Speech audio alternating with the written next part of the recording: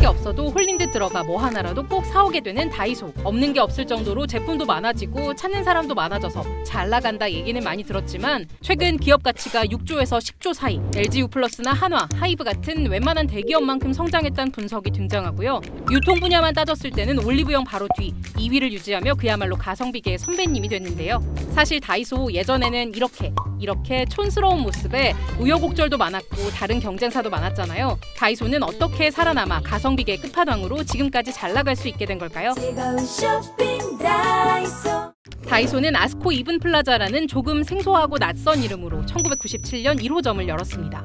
설립자 박정부 회장은 아스코 이븐플라자를 열기 전부터 일본 백엔숍에 생활용품을 수출하고 있었는데요. 어떻게 하면 품질은 좋게 가격은 싸게 할 수 있을까라는 고민을 늘 했었다고 해요. 해외를 직접 돌아다니며 쌓은 경험과 노하우, 그리고 좋은 품질의 제품을 기반 삼아 당시 세계 주요국에 있던 균일가 상점이 한국에도 있으면 잘 되겠다는 생각으로 오픈했던 거죠. 사실 초기에는 싸구려 제품이라는 선입견 때문에 지금처럼 관심받는 상점은 아니었다고 해요. 그런데 그해 가을 IMF 사태가 터진 거예요. 당시 가성비 상품을 찾는 사람들이 늘어나며 4년 만에 100호점을 오픈하는 등 급성장하기 시작합니다. 또 2001년 박 회장과 지속적인 인연을 맺어온 일본 다이소 상교가 너희 물건 우리한테만 독점 납품해줘 요구하게 됐고요. 이 요구를 거절하면 거래가 끊길 수 있었던 지금의 다이소, 아성산업은 오케이 알겠고 그 대가로 우리 회사에 투자해주는 건 어때? 로열티는 없고 운영은 우리가 독자적으로 할게. 오히려 역제안을 하면서 일본 다이소 상교로부터 38억엔, 우리 돈 380억 원이란 투자금을 받아내며 이름을 다이소로 바꾸게 됩니다. 이 해를 기점으로 다이소는 본격적인 성장 궤도에 오르기 시작하는데요. 지속된 경기 침체로 1,000원대 균일가 판매의 인기는 식을 날이 없었고요. 1,000원 치고 나쁘지 않네 생각했던 소비자들이 계속해서 다이소를 이용하며 신뢰를 쌓아갔습니다. 동시에 로고를 변경하고 내부를 단장하며 다이소도 소비자들에게 더 친근하게 다가가려고 노력했고요.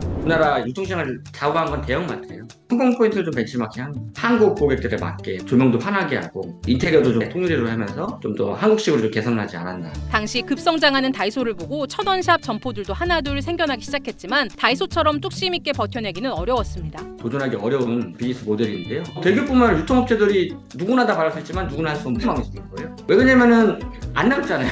실제로 2010년대 중반까지도 다이소의 영업이익률은 1%대였는데요. 2013년 물류창고 건립에 막대한 비용이 투입되자 적자를 어떻게 해결할 거냐는 의문도 있었고요. 동시에 본사에서 직접 운영하는 직영점 대신 점주들에게 운영을 맡기는 가맹점을 확장하며 수익이 나지 않으면 언제든 떠나버릴 수 있는 점주들에게 너무 의존하는 거 아닌가 하는 걱정도 있었는데요. 게다가 2010년대 중반부터는 일본 기업 아니야 하는 목소리가 늘어나더니 2019년 결국 불매운동에 휩싸이며 다이소는 창립 이래 가장 넘기 힘든 위기의 순간을 맞게 됩니다. 당시 다이소는 일본 제품은 극히 일부만 판매 중이며 이름만 가져왔지 로열티도 주지 않는 한국 기업임을 강조했는데요. 몇 년 뒤 일본 지분을 모두 인수해버리며 100% 한국 기업임을 선언했죠. 게다가 초기에는 돈이 많이 들었던 물류창고 역시 다이소가 성장하는데 아주 큰 터닝포인트가 되어줬습니다. 유통에서 비용 중에서 가장 많이 들어가는 것 중에 하나가 물류예요. 비용이라고 하는 걸 절감할 수 있고 없고의 유의한 차이를 보여줍니다.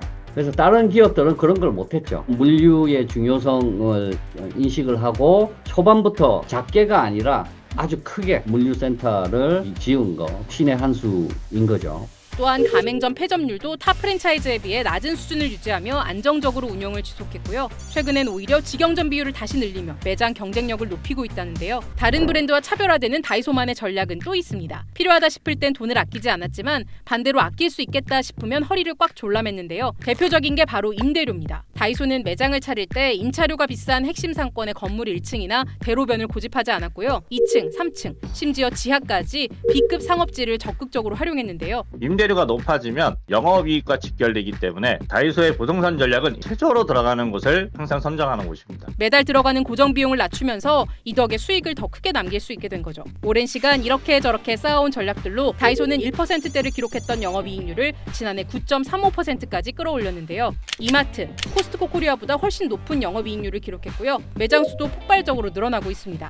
거의 30여 년이 다 돼가는 기간 동안 가격 정찰제를 유지하며 소비자들에게 사랑받고 있고요. 최근에는 프리미엄 아울렛에도 입점하며 그 위상을 두텁게 하는 건 물론 동시에 영양제, 화장품, 옷까지 이제 이게 다이소에 나온다고 할 법한 물건들을 내놓으며 전 세대를 소비자로 타겟해 유통계 1황의 자리를 굳건히 유지하고 있는데요. 올해도 1%도 성장을 못하는 저성장 국가로 고착되고 있는 그런 느낌이고요. 초고령 국가이기 때문에 초저가 시장이 앞으로 이제 개화될 것이다. 그런 면에서는 다이소가 향후에도 더 성장 여력이 있다. 천호동의 작은 가게에서 전국을 휘어잡는 브랜드가 된 다이소. 앞으로 어디까지 성장할 수 있을까요? 여러분의 의견을 댓글로 공유해주세요. 아, 다이소에서 집이랑 차도 팔아주면 너무 좋겠다.